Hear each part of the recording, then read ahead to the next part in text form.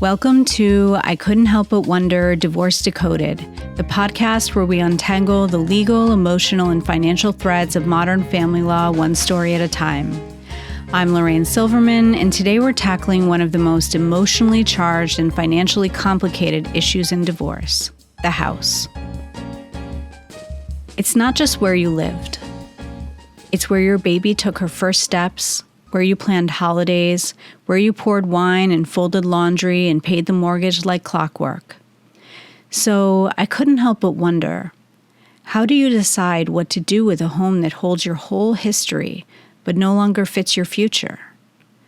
Because sometimes selling the house isn't just about real estate. It's about identity, power, closure, and sanity. The story. The attorney and the architect. Maya was a litigator.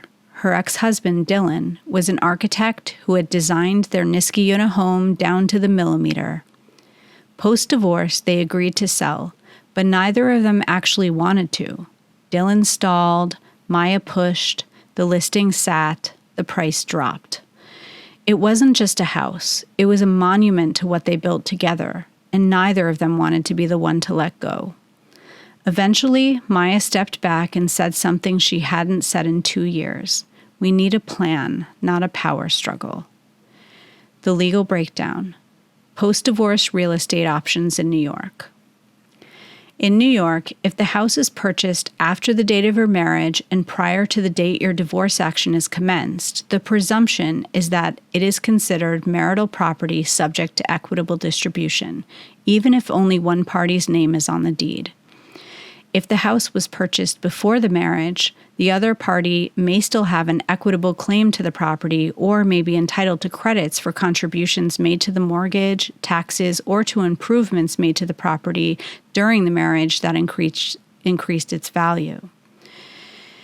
Typical post-divorce options for the home include selling the home and splitting the proceeds, one party buys out the other's equity, or delayed sale, often called nesting or a post-divorce occupancy agreement.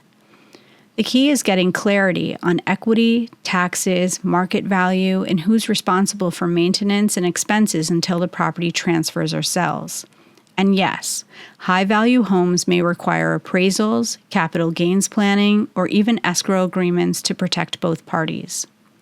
The takeaway? Selling the home isn't failure, it's transition. You can honor the memories and still make room for something new. The goal isn't just to move on, it's to move forward, with your finances protected, your peace preserved, and your future in focus. Thanks for joining me for this episode of I Couldn't Help But Wonder Divorce Decoded. Next week, we're exploring what happens when two people were never legally married, but everything else about their life together looked, well, married. Until then, if you're weighing whether to stay, sell, or settle on your home, visit thecdslawfirm.com for strategic guidance tailored to your financial life.